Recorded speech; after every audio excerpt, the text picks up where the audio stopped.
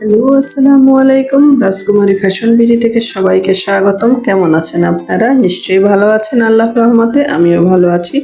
তো সকালবেলায় উঠি, শুভ সকালে আমার এই কিছু ওষুধ খেতে হয়, মেডিসিন খেতে হয়। সেটা হচ্ছে থাইরয়েড এবং ম্যাক্সপ্রো। এটা আমার প্রত্যেক দিনের নিয়ম। আজকে 12 বছর, 10 বছর, 12 বছরের মতো।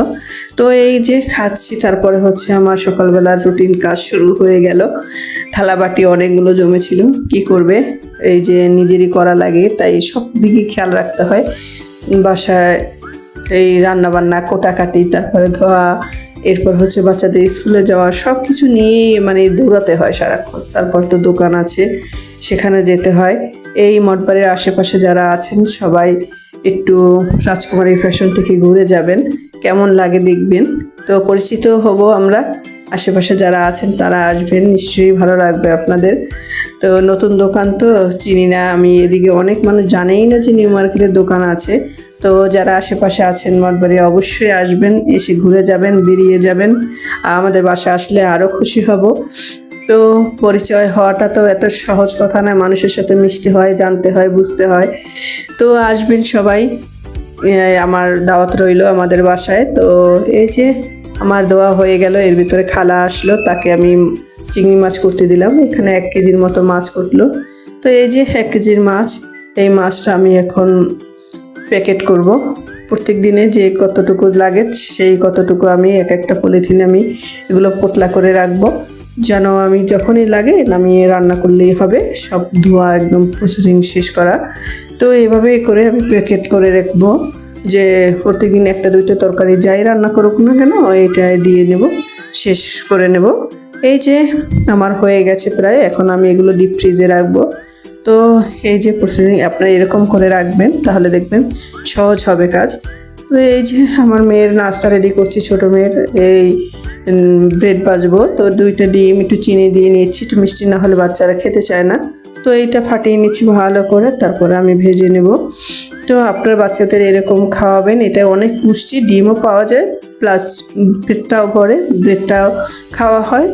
তো এই যে আমি হালকা একটু তেলের উপর দিয়ে উল্টে পাল্টে ভেজে নেব, হালকা দাগ করব, যেন বাচ্চারা খেতে পারে, শক্ত না হয়ে যায়। তো এই তো ভাজা প্রায় হয়ে যাচ্ছে, এভাবে করে উঠিয়ে নেব। এরপরে আমার মেয়ে গেছিলো পরীক্ষা দিতে, সেখানে গিয়ে অসুস্থ হয়ে পড়ে, স্যাররা ফোন দেয়, সেখানে গেলাম, গিয়ে দেখি মেয়ে পরীক্ষা দিচ্ছে, বমি করেছে। তো স্যারকে বললাম ওর পরীক্ষা একটু কষ্ট করে দেওয়া হয়নি, একটু গাড়িতে উঠিয়ে দিন। আমার থাকা সম্ভব না, কারণ হচ্ছে মেয়েদের ছোট ছোট বাচ্চা 2টা বাসায় রেখে আসছি, ওরা তো বুঝে না, গেট খুলে দেবে কেউ ডাকলেই। তো এইভাবেই সংসার সব কিছু মেনটেন করে চলতে হয় আমাদের। তো বড় মেয়েকে রেখে আমি বাসায় চলে আসছি, দেখি 1:30টার মতো বাজে। তো ভাত বসিয়ে দিলাম, তারপরে রামচোস মাছ ভিজিয়েছিলাম, সেটা আমি নামিয়ে এখন ধুয়ে ভেজে নিচ্ছি। তো এই এই মাছটা ভাজা হয়ে গেলে, এই পিঠ হয়ে গেলে ও পিঠে আমি ভেজে নেব। আমি হালকা ভেজে নিই রামচোস মাছ, আমি ভুনা করে খাইলে হয় কি এগুলো ভেঙে যায়, নরম মাছ তো। তো আমি তারপরে একটু এর ভিতরে সবজি দিয়ে রান্না করব, কারণ সময় তো ছিল না, বেলা চলে গেল, তো কোটাকাটির সময় পেলাম না। এই যে এই মাছটা এই পিঠ ভাজা প্রায় হয়ে গেছে, তারপর আমি উল্টে দেব, উল্টে ভেজে নেব। ভাজা একটু হালকা ভাজা করে হলে এই রান্না করলে তারপরে এগুলো ভাঙে না, ভয় থাকে না আর ভাঙার। তো এইভাবে করে আমি ভেজে নিই সবসময়। রামচোস মাছ আমি একটু ভেজি, আমি সব মাছই ভেজি রান্না করি।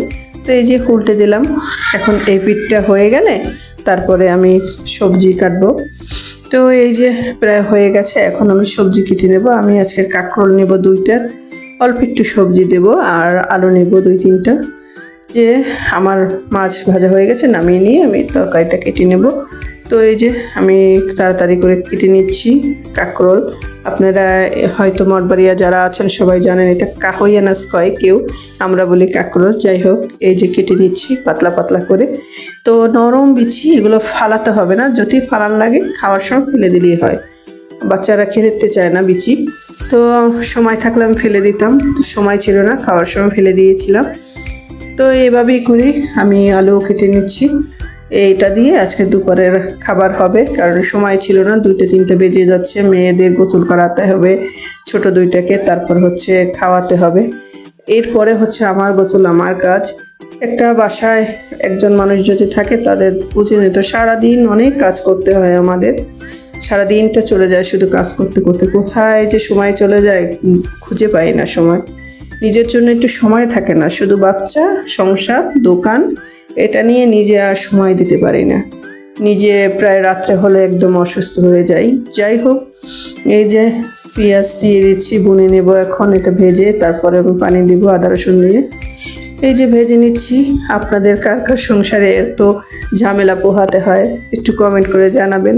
আর আমার ভিডিও কেমন লাগে সেটা আপনারা একটু কমেন্ট করবেন প্লিজ। যারা দেখেন অন্তত একবার হলেও কমেন্ট করবেন যে ভালো লেগেছে, এতটুকুই জানাবেন। আর খারাপ হলে সেটাও জানাবেন, তাতে কোনো সমস্যা নেই।